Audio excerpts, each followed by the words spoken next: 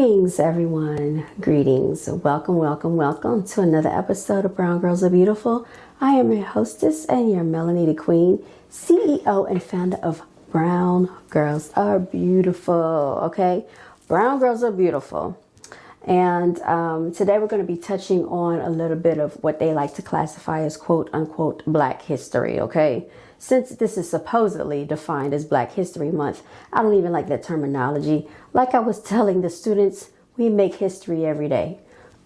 Our history extends beyond February, beyond just this 1 month, which they like to confine our history to a little stand as you walk by the library, or a stand as you walk into the stores, or t-shirts that they like to capitalize off of and market off of our oppression. Okay, let's get into some real truth around here. So, as you all know, they like to shove down our throats like they do every year. Rosa Parks, MLK Jr, Martin Luther King Jr. I had a dream speech. I am so over it. I'm tired of it, y'all. We've been indoctrinated by this facade for so long. So I want to get into the truth and the facts behind some of these antics that they display in front of us while making a mockery out of us like they always do. Hence, I am going to be playing my massacre of the indigenous people, which we like to celebrate and practice. It's called Thanksgiving, okay? Now, we all know that we are the true Native Americans, the true indigenous people of this land. We're not blacks, okay? This is a terminology that was come about from the Caucasoid, the colonizer, the oppressor, the tyrants, the savages, if you will. And this is yet while we're still under the oppression that we're under today. And then later on, we will be getting into the topic of the migrants, the quote-unquote asylum seekers, or the AKA invaders and intruders of this land. Much like what took place back in the 1600s when the land was stolen from us, okay? Now we're being pushed out of our neighborhoods, but I digress, so let's get into it. We all have heard the whole narrative about sitting in the back of the bus. Rosa Parks did not give up her seat. She was arrested. She refused to get up for a white person, right? But before she did that, there was someone that superseded her, that preceded her, okay? This person's name was Claudette Colvin, you all. And some of you may have heard of her. I'm going to actually show you a picture of her. This is the 15-year-old girl that no one talks about, okay? This is this little innocent beauty right here. She's really cute. She was 15 years old when this took place. Nobody wants to give her credit. But this is why we're going to delve into the story, because we need to know the truth, you all. A full 9 months before Rosa Parks' famous act of civil disobedience, 15-year-old Claudette Colvin is arrested on March 2nd, 1955 for refusing to give up her seat on a segregated Montgomery, Alabama bus. Excuse me, you all. I am still getting over an illness full of MUCUS because I've been around those germ incubators called children. Colvin was traveling home from school when the bus's driver ordered her, along with 3 fellow black students, to give up their row of seats to a white passenger. Colvin's friends obliged, but she refused to move. At school, she had recently learned about abolitionists and later recalled that it felt like Sojourner Truth was on one side pushing me down, and Harriet Tubman was on the other side of me pushing me down. I couldn't get up, she was quoted. Montgomery's segregation laws at the time dictated that quote-unquote melanated passengers sit behind white Caucasian passengers on public transport, and bus drivers routinely move black passengers to make room for white passengers. Colvin, in refusing to move, cited that she paid her fare and staying seated was her constitutional right. She was then forcibly removed from the bus by 2 police officers, handcuffed and arrested, and booked in a local adult jail at the age of 15, y'all. She was charged with violating segregation law, disorderly conduct, and assaulting a police officer. The former 2 charges were dropped because they lied. Why would a 15-year-old assault 2 police officers? That doesn't make sense. Yeah, but they are so full of antics and nonsense. Disorderly conduct because you refuse to give up your seat. That's not being disorderly. You're just refusing to do something where your rights are being violated. You see how they have always done this? It says the former 2 charges were dropped, but the latter stayed on her record until it was expunged over 6 decades later in 2021. So it took them 60 years.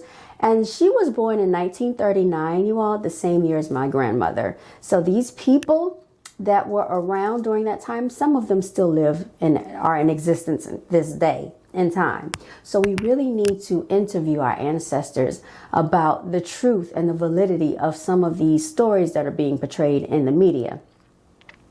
After being picked up by her parents that day, Colvin recalled her father's fear of reprisal from the KKK, the Ku Klux Klan, and recounted that he did not sleep that night and instead sat armed with a fully loaded shotgun. Now, why do you think they're trying to disband many Americans from their right to bear arms? There is a civil attack on our amendments, you all. Colvin's arrest was not the first instance of a black, quote-unquote, melanated person in the South refusing to give up their seats on a bus to a white passenger, but it did come at a pivotal moment for the civil rights movement. Fred D. Gray, a prominent Montgomery lawyer and activist, took Colvin on as a client. His first civil rights case with the aim of filing a federal suit to desegregate Alabama's bus system. Local civil rights leaders, however, decided not to proceed, in part due to Colvin's age, because she was a minor, but also because by her own assessment, she was too dark-skinned, okay, and soon became pregnant at age 16. So this is the real reason why we don't hear about Claudette Colvin. They did not like her melanin in her skin, the pigment and the tone in her skin. So they went with the narrative of Rosa Parks, someone who was more fair-skinned than her, someone who was not pregnant at the age of 15 or 16 years old, because they thought it was a better look for the public. All right, so this is what really took place. These factors, some feared, would hurt her chances of winning the case, unlike the known community figure who soon followed in her footsteps, Rosa Parks. Rosa Parks was not the first person to do this, okay? 9 months earlier, this 15-year-old had the courage to not give up her seat, but because she was pregnant and because she had a darker complected hue and tone in her skin, they did not want the narrative portrayed to the public. And so her story was suppressed, you all. That cute little 15-year-old girl.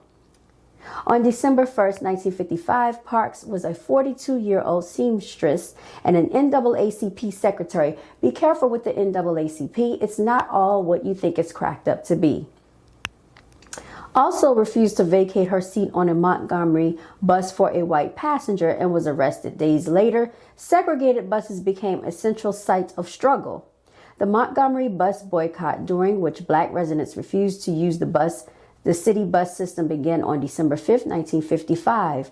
On its first day, the Reverend Martin Luther King Jr. proclaimed, "My friends, I want it to be known that we're speaking to work with the grim, old, but bold determination to gain justice on the buses in the city." Y'all be careful with Martin Luther King Jr. and his narrative, because as you all know, there is something called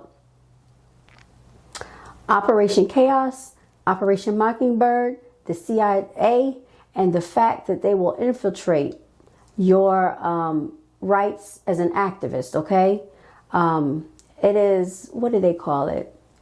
I can't think of the terminology that I'm looking for, but it's basically controlled opposition, that the government will infiltrate a cause and a right that you're advocating for. And Martin Luther King was being utilized by the government. Whether you choose to believe it or not, these are just facts. And if you do enough research, and they've put a lot of stuff off of the internet, but there was a lot of things that went on in the Martin Luther King family that the public is not privy to. I listened to the story back in 2017 while I was working from home, and you'd be kind of surprised at what really went on in that family. It's not what you think it is. It's not all that it's cracked up to be. The narrative is not what they portray to you all. So there's a reason why they push these narratives to us in school, because they want to indoctrinate us, okay? In 1956, that claim went to court. Gray, alongside Charles D. Langford, brought a legal case before the U.S. District Court for the Middle District of Alabama, which challenged the constitutionality of bus segregation in both the city of Montgomery and the state as a whole, known as Browder versus Gale. It was filed on behalf of 4 black women who the district court later determined were treated unconstitutionally on the Montgomery's bus system. Colvin was mentioned. Susie McDonald was mentioned. Aurelia S. Browder and Mary Louise Smith, another teenager whose bus protests predated Rosa Parks' protests. We don't hear about these ladies. You see how they stripped them of their narratives? A 5th plaintiff, Janetta Reese, was intimidated to withdraw from that case. All right? So this is the truth behind the narrative of Rosa Parks. She is just the face of it that they've picked and chosen to dictate them to the media. But there were people that preceded her, and there were people that stood up before she did, and they were decades younger than her. So I applaud their bravery and the fact that they stood up for what they believed in. How many people do we have that are well into their 20s, 30s, and 40s that don't even stand up for the justful cause of Native Americans, indigenous people of this land? But yet and still, you'll kill, you'll rob, you'll shoot, you'll do all types of stuff to your own people who don't really have much more than you. And then you want to brag about it in rap music. You want to talk about it and boast about it on social media. Y'all are cowards. Browder versus Gale ultimately reached the U.S. Supreme Court, which upheld the earlier ruling that bus segregation was in violation of the 14th Amendment.